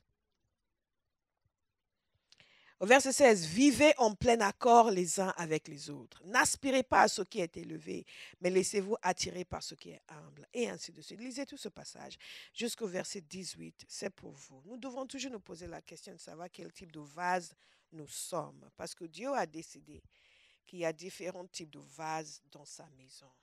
Et moi, je veux être un vase d'honneur. Et c'est mon choix, le genre de vase que je suis. Quand vous méditez sérieusement ce passage, vous vous rendez compte qu'il y a des vases qui sont faits pour des choses, pour un usage noble et d'autres pour un usage vil, et il y a différents types de vases. Mais c'est le comportement de chacun qui détermine le type de vase qu'il est. Ce n'est pas la prédestination. Vous n'êtes pas prédestiné à être un vase pour un usage vil. Vous choisissez quel type de vase vous serez. Il ne s'agit pas juste de le dire, il s'agit d'agir. Si vous êtes décidé à agir, quand je vais compter jusqu'à 3, vous allez vous lever d'un bond. 1, 2, 3. Il y en a qui ne sont pas décidés à agir. Simplement, ils n'ont pas fait la course à l'école. Thank you, Jesus. J'ai tenu à terminer ce message aujourd'hui.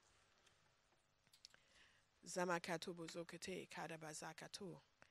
Zebegedon, nous avons pris un peu plus de temps que les 30 minutes que je voulais. Zemenekato Bosokote, Jebekata. Ande Gada Sogo Dede Kasa. Ande Gede Gazokoto Shekata. Je suis aussi consciente du fait qu'il y a des gens qui nous suivent qui ne sont pas nécessairement à Bauhaus. Nous n'allons pas leur priver de bonne nourriture parce que nous allons avoir une nourriture naturelle par la suite. Est-ce que vous êtes d'accord? Alléluia. Je vais juste vous demander de vous tourner vers la personne à côté de vous et de prier pour la personne. Priez pour la personne, tout ce que Dieu va vous inspirer. Priez pour la personne, que Dieu lui donne un cœur de disciple. Pendant 2 minutes simplement, parce que nous n'avons pas beaucoup de temps.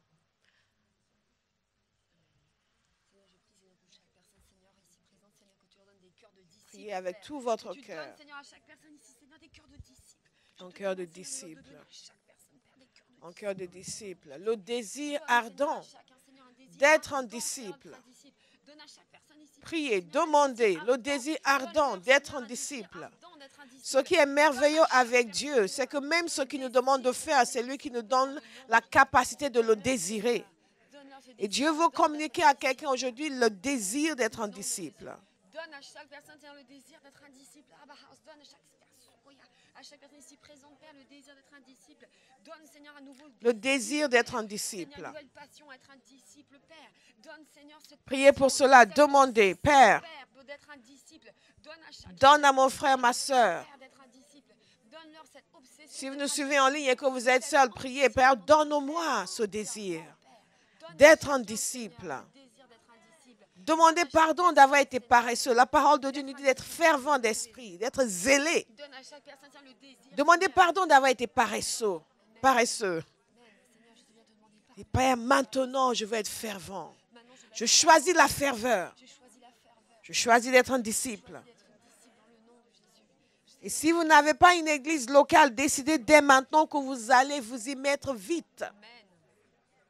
Zamaga, et vous allez vous soumettre pour que votre caractère soit façonné. Pour que l'enseignement puisse être non seulement communiqué, mais aussi appliqué à votre vie. Décidez de vous engager, de ne pas être spectateur, mais participant. Wow, I thank you, Jesus.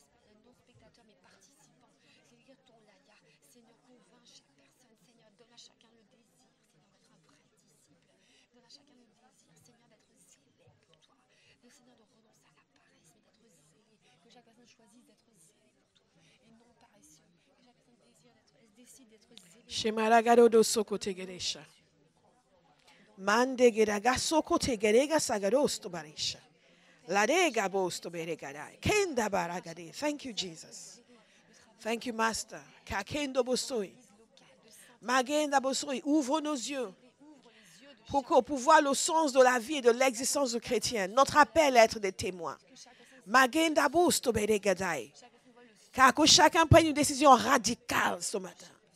D'être un véritable témoin, de ne plus gaspiller sa vie dans des choses futiles qui n'ont pas de valeur éternelle, mais de se laisser façonner, former, dresser par Dieu,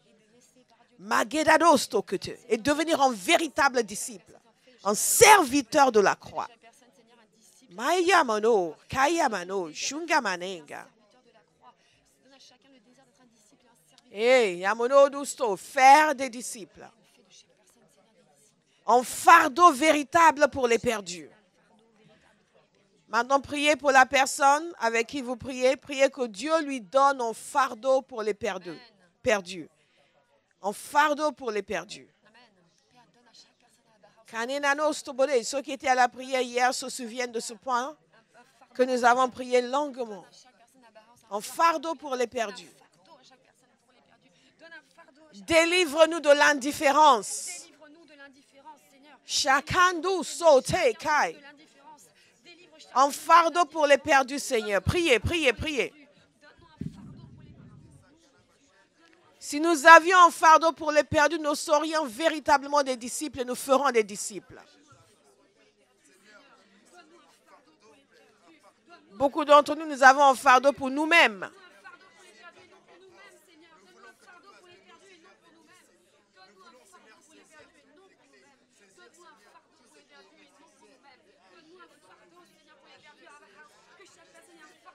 Un fardeau pour les perdus dans cette église, Père. Chaque homme, chaque femme à Abba House. Aucun spectateur dans cette église. Un fardeau pour les perdus. Un fardeau pour le réveil. Un fardeau pour voir la puissance de Dieu changer les vies radicalement. Un fardeau pour voir les gens passer de là où ils sont à là où Dieu veut qu'ils soient. Que nos cœurs soient brisés par les choses qui brisent le cœur de Dieu. Karira somene gezato, shinkakate, landin kadostobere, kaikatoto. Father, a burden for the lost in this house. In the name of Jesus. A burden for the lost. Mando gubos tegeresh. Yes, Lord. Yes, Lord. Woo! Woo! A burden for the lost. In the name of Jesus. Yes, Lord. Gegaroro sugaregarera shungarigaroro zutake. Landida dosto boragadesta baragade zakatai. Lanako komeregadesta. Katondo. Ilebado soko saka seka seka. Amoruko shteberenga gadande de danda kasako toko toke. Enda baragazeka. Ah, we thank you, Lord. Ha ha. Hey. Papa, nous te remercions de ce que la révélation de ta parole est claire. Et pendant toutes ces semaines, nous avons parlé de la nécessité du discipulat. Nous croyons que tu as établi dans le cœur de chacun l'impératif d'être un disciple et de faire des disciples.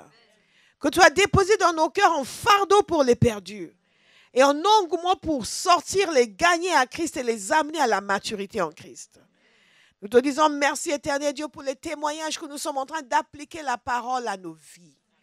Nous croyons, Père, que tous ceux qui vont faire le nécessaire pour appliquer la parole à leur vie, pour se laisser transformer, qui vont manifester cette transformation, vivront ta promesse en cherchant d'abord le royaume de Dieu, que tout le reste leur sera ajouté. La Magarebe, chaque homme et chaque femme, Père, qui s'engagent comme disciples dans cette maison, pour être formés, façonnés, qui s'engagent comme disciples pour te servir dans l'obéissance, sans rechigner, sans rouspéter. Éternel Dieu, nous croyons que ta promesse sera réalité dans leur vie. Amen. Que tout le reste leur sera ajouté. Amen. Parce que Père, tu veux montrer ta fidélité à ta promesse. Tu veux montrer à chacun que l'on ne sert pas Dieu en vain. Amen. Tu veux montrer à chacun que l'on ne suit pas Jésus en vain. Et que nos vies sont littéralement transfigurées par ta puissance alors que nous te suivons et nous t'obéissons. Seigneur, nous te disons merci. Que tu t'élèves dans cette église Abba House, une génération nouvelle d'hommes et de femmes qui sont de véritables accros de Dieu. Des personnes qui se laissent changer, transformer par Dieu et dont les vies peuvent être mises devant notre génération pour dire, regardez ce à quoi ressemble un homme et une femme qui marchent avec Dieu. Éternel, nous te disons merci. Nous te disons merci. Alors que nous nous vantons de toi, que tu puisses te vanter de nous. Comme tu t'es vanté de Job. Trouve des hommes et des femmes dans cette église dont tu pourras te vanter. Amen. Et dire, est-ce que tu as vu mon fils? Est-ce que tu as vu ma fille? Sans être contredit, nullement, même pas par le diable. Nous te disons merci, Seigneur. C'est quelque chose d'extraordinaire quand même le diable reconnaît votre droiture. C'est quelque chose d'extraordinaire quand le diable n'est pas en mesure de dire qui, lui, je le connais. Je sais ce qu'il fait à la maison. Que quand ce que vous faites à la maison terrifie les forces des ténèbres. Seigneur, nous te disons merci.